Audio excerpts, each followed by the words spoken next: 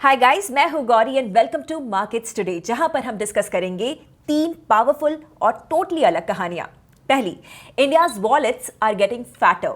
Experts ये कह रहे हैं कि 3 लाख करोड़ रुपए से ज्यादा पैसे इकोनॉमी में आने वाले हैं, सैलरी हाइक्स, टैक्स कट्स और सस्ते लोन्स की वजह से। क्या ये कंजम्पशन वेव कंज्यूमर स्टॉक्स को नेक्स्ट बुल रन दे सकता है? दूसरी स्टोरी, एक parallel stock market quietly boom कर रहा है, द अनलिस्टेड मार्केट। आईपीओस के क्रेज से पहले ही लोग शेयर्स को खरीद लेते हैं, लेकिन एचडीबी फाइनेंशियल जैसा रीसेंट एग्जांपल ये दिखा रहा है कि ये रिस्की भी हो सकता है। तो क्या आपको फोमो में इन्वेस्ट करना चाहिए या फिर नहीं? और तीसरी स्टोरी, इंडिया की favourite dish biryani, Devyani international, जिसको कि आप केएफसी और पिज्जा हट के फ्रेंचाइजी के फॉर्म में जानते हो, अब बीबीके यानी कि बिरयानी बाय किलो में अपना स्टेक बढ़ा रहा है। क्या ये मूव इंडिया के फूड डिलीवरी स्पेस को नए लेवल पे लेकर जाएगा? चलिए शुरू करते हैं।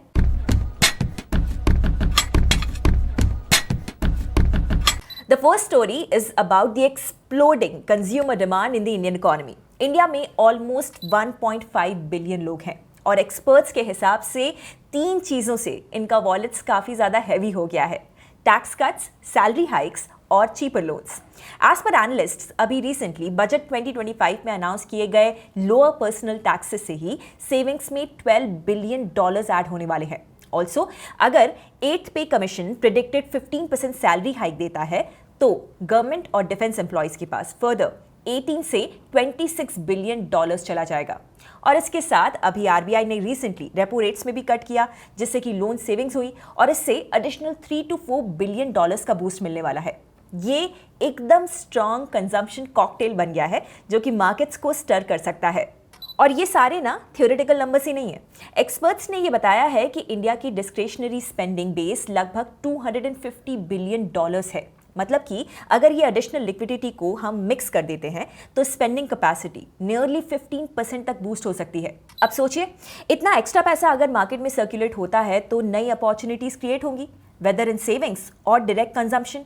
ऑल्सो एक्सपर्ट्स के मुताबिक कंजम्पशन इंडिकेटर्स इंप्रूव करने के काफ़ी साइंस भी नजर आ रहे हैं, और वो भी स्ट्रॉन्ग। इन्फ्लेशन टेम्ड है, मॉनेटरी ईजिंग ऑलरेडी हो चुकी है और लो कमोडिटी प्राइसेस की वजह से इनपुट कॉस्ट्स पे प्रेशर भी कम पड़ रहा है।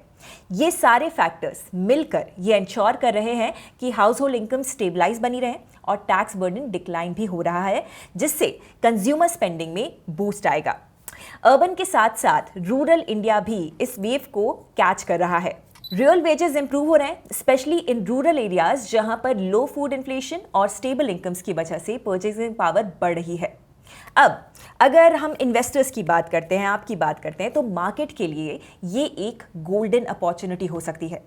एवरेज इंडियन कंज्यूमर अब हायर स्पेंडिंग मोड में शिफ्ट हो रहे हैं, जिसमें automobiles, consumer goods, electronics and even dining out शामिल है। फूड डिलीवरी और क्विक कॉमर्स जैसे सेक्टर्स के लिए भी ये काफ़ी एडवांटेज वाली पोजीशन है, और स्विगी और इटर्नल जैसी कंपनीज के लिए ये एकदम परफेक्ट टाइम है, क्योंकि they already lead the market with strong position. Lastly, rural consumption भी स्टेडली रीबाउंड कर रहा है। मई 2025 में रूरल कंज्यूमर सेंटिमेंट में 3.3% का रीबाउंड देखने को मिला, driven by factors like early monsoon arrivals और इंप्रूव्ड क्रॉप रिटर्न्स। नोमुरा के ऑब्जर्वेशन भी काफी ज्यादा इंटरेस्टिंग है। इस पर कंज्यूमर स्टॉक्स रिसेंट मंथ्स में करेक्ट हो चुके हैं और अब वो अपने 5 ईयर एवरेजेस से नीचे ट्रेड कर रहे हैं, तो वैल्यूएशन वाइज भी स्टॉक्स में अपॉर्चुनिटी हो सकती है। हमारी दूसरी स्टोरी मार्केट स्पेसिफिक है। ये स्टोरी आईपीओस के क्रेज के बारे में नहीं है, बल्कि आईपीओ के पहले होने वाले क्रेज के बारे में है। Yes, I am talking about the booming and now slightly shaky unlisted share market. अभी हाल ही में एक आईपीओ ने काफी इन्वेस्टर्स का अटेंशन लिया है और झटका भी दिया है। एचडीबी फाइनेंशियल सर्विसेज, जो कि एचडीएफसी बैंक की सब्सिडियरी है, उसने अपना आईपीओ लॉन्च किया है, लेकिन एक मैसिव 40% डिस्काउंट पर। यस, जो स्टॉक अनलिस्टेड मार्केट में 1200 से 1350 रुपए के आसपास ट्रेड कर रहा था, उस स्टॉक का आईपीओ प्राइस बैंड था 700 से 740 रुपीज। तो जिन लोगों ने ये स्टॉक पहले ही अनलिस्टेड मार्केट में खरीदा, उनके लिए अभी से पेपर लॉसेस शुरू हो गए before the stock even got listed. But ये अनलिस्टेड शेयर्स का क्रेज क्यों है? वेल, आईपीओ अलॉटमेंट अभी भी ऑलमोस्ट आईपीएल के टिकट्स जैसा है, सबको चाहिए बट मिलता नहीं है। डिमांड हमेशा सप्लाई से ज्यादा होती है। तो क्या होता है, लोग शॉर्टकट लेते हैं, आईपीओ के पहले ही अनलिस्टेड मार्केट में स्टॉक को खरीद लेते हैं सो दैट आईपीओ पॉप का फायदा ले सके। बट जैसे एचडीबी के केस में हमें देखने को मिल रहा है, कभी कभी ये जो शॉर्टकट है एक्चुअली लॉन्ग टर्म रिग्रेट बन सकता है। ऐसा कह सकते हैं कि unlisted market works on demand supply, sentiment and FOMO. There is no SEBI oversight on how prices are set. But जब आईपीओ प्राइस बैंड का सेट होता है ना, तो केयरफुली कैलकुलेट किया जाता है उसको बेसिस कंपनी के financials, peer valuations, SEBI guidelines etcetera, plus listing success और मार्केट कंडीशंस को भी कंसिडर किया जाता है। इसीलिए कई बार अनलिस्टेड मार्केट में शेयर प्राइस और आईपीओ प्राइस बैंड में बड़ा डिफरेंस होता है। और सिर्फ एचडीबी नहीं, ऐसे और भी बहुत सारी कंपनीज हैं जो कि अनलिस्टेड मार्केट में काफी प्रीमियम पर ट्रेड कर रही हैं, जैसे कि NSC, Tata Capital, Hero FinCorp. NSC तो अनलिस्टेड होने के बावजूद 1 लाख से ज्यादा रिटेल इन्वेस्टर्स उसके शेयर होल्डर्स हैं। That's a massive number for an unlisted company. But again, जैसा कि मैंने कहा कि लिस्टिंग से पहले प्राइस कुछ और होता है और लिस्टिंग के बाद रियलिटी कुछ और हो सकती है।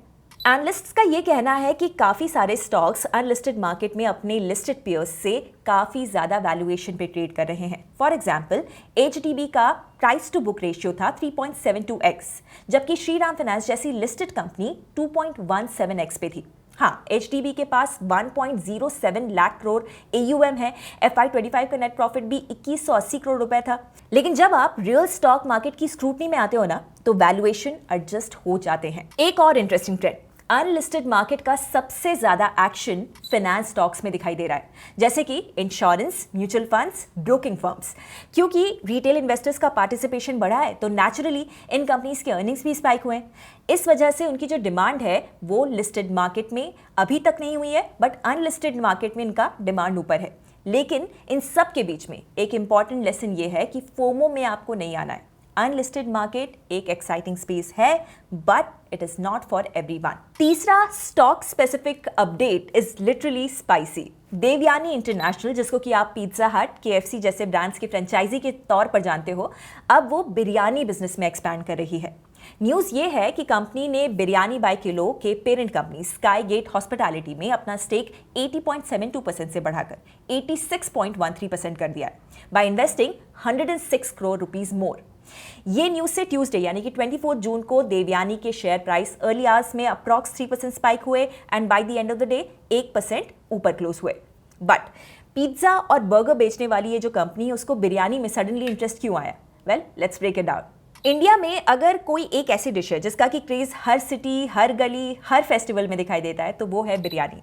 From Hyderabadi to Kolkata to Lucknowi, हर रीजन का अपना स्टाइल है, अपना फ्लेवर है।